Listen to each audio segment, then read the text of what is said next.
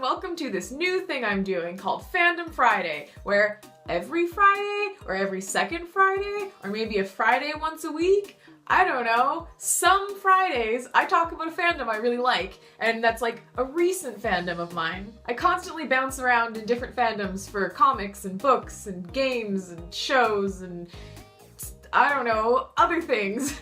I'm just into a lot of things because there's a lot of cool things in the world to enjoy and I can never pick just one.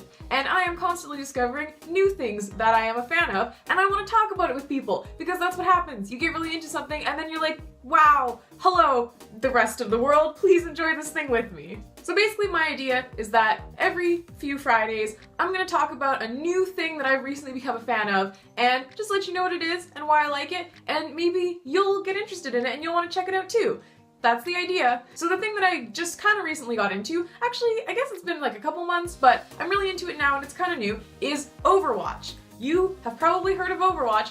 Pretty well known on the internet. I think it's less than a year old actually, but yeah, it's a video game. Really cool video game. I've never actually played it because I don't own a PlayStation or an Xbox or a good computer that can run big games. So I've never played it, but I've watched people play it and I've read all the extra materials around it. So if you don't know what it is, Overwatch is a game where you play a character and you're in a team of 6 people and you play against 6 other people. It's like a first person thing. It's a multiplayer game and you fight each other to do capture the flag type stuff. There's probably a name for that kind of game. I don't know. Anyways, that's what the game is, and the play of the game isn't very story driven. It's basically just you fight each other.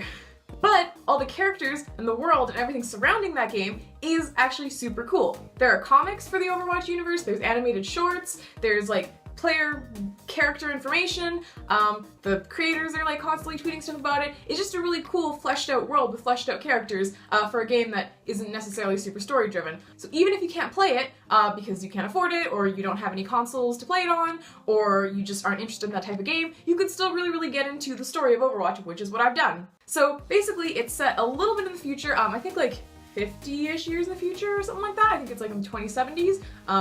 I think. I probably should have done some research before this, but somewhere like that. A little bit in the future, post a robot apocalypse essentially called the Omni Crisis, where all these robots that worked for humans rebelled against them and there was a big war, and there was a team of heroes called Overwatch who kind of helped out in this war and stuff, and then they disbanded and they recently reformed, and that is the present of the game, and it's these Overwatch heroes and sort of an evil group called Talon, and then a bunch of free agents all coming together to do missions. I don't really know exactly what the context of the game is because you're just a bunch of people fighting each other, but the story surrounding it is this post-apocalyptic kind of world in the future. And the best part about Overwatch is the characters. It has really good characters. First of all, it has really good diversity and representation in the characters. It's not perfect, but it's trying a lot harder than other AAA games. The main character, sort of the face of the game, is Tracer, and she's a lesbian, and she's super great, and one of my favorite characters, and she's super cute, and she's British, and cool. Because it's sort of the whole world has suffered from this robot crisis. The characters are from all over the world. There's characters from Japan, from China, from India, from Brazil, from America, from probably a lot of other places, Australia, and they're from all over, and they're not all white, and they're not all male, and they're not all the same body type, and it's just really cool representation, really fun characters with cool, fun backstories. They're really fun to dive into, and they have complexities, and they're just really neat. So my favorite characters in Overwatch are, hands down, Junkrat and Roadhog. They are the 2 Australian characters. They are Junkers. So in Australia there was a big crisis and essentially the Australian outback was destroyed in the robot crisis, and then Junkrat and Roadhog and a bunch of other Australians became these sort of outlaw, surviving off the land, almost dying in this radiation-swept outback wasteland called Junkers, and Junkrat found some sort of unknown treasure, and Roadhog became his bodyguard, and then they left Australia to run on a crime spree across the world, and they're just really good characters, and I love them a lot. They're my favorites, but there's tons of other really good characters. I really love Genji and Zenyatta. Genji is a cyborg from Japan who was a human, but then he almost died when his brother tried to kill him, and then he became a cyborg, and then he was all sad because he was oh no, I'm part robot now, and have I lost my humanity? But then he met this robot Zen master named Zenyatta, and they became friends, and Zenyatta helped Genji accept his like cyborg self, and it's really great. There's a guy named McCree who I really like, who is just a dude who for some reason dresses up as a cowboy and acts like a cowboy and is a cowboy just cuz, and I really like him. I really love Zarya. She's a Russian bodybuilder, athlete, the buffest, strongest woman ever, also a soldier in the Russian robot crisis. She's really, really cool. I love her. There's a character named Mei, who is a Chinese scientist who was studying in the Arctic, or Antarctic, one or the other. She was studying up there, and then she was cryo-frozen because there was some kind of disaster, and then she was like 30-ish years later, something like that, taken out of cryostasis, and now just exists in the present, and she like is stuck in a world that wasn't her own, kind of. She's really, really cool. There's just so many cool characters. Lucio, he's a Brazilian musician. He's like a famous pop star and also like a freedom fighter from Brazil, and he's super cool. He's also super short and tiny, and I love him a lot. There's a character named Diva, who is a Korean like gaming celebrity, like pro gamer and like streamer and stuff, who then became a soldier to control giant mecha robots to fight for Korea. And she does that and is also a pro gamer. She's super cool. There's so many cool characters. One of them is just a gorilla. He's just a gorilla. He's a really intelligent gorilla from the moon. And that is part of the mythos of Overwatch, that there's hyper intelligent gorillas on the moon.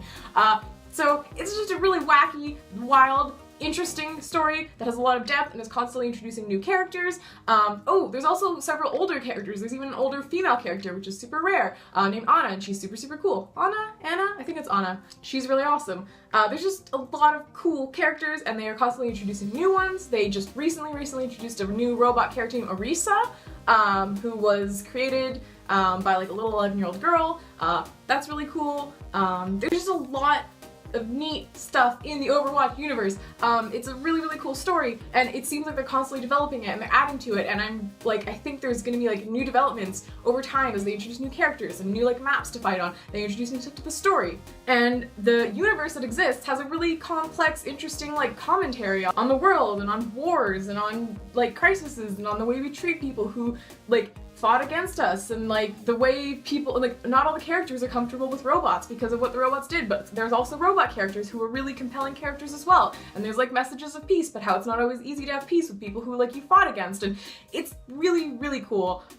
Even if you aren't interested in playing the game or you can't play the game, I would definitely recommend checking out the comics and the animated shorts and just like the character descriptions, just to experience this cool world. And then you can delve into the fandom. There's a really cool fandom. There's also a lot of problems in the fandom, but that kind of happens in every fandom. And if you are able to pick and choose the parts of the fandom that you are interested in being a part of, you can find some really cool people who make some really nice art and write really cool stories and have a lot of cool headcanons, and it's just really enjoyable because there's a lot to work with. And I really appreciate the fact that this AAA game not only made a game, but made a game with really compelling characters and made it really accessible for people to get this cool story even if they aren't playing the game. So hopefully someday I will have a console or a good computer and I can actually play the game, because it does seem like a fun game, but I like that even so I can enjoy the characters because I like them a lot, and I love Junkrat and Roadhog.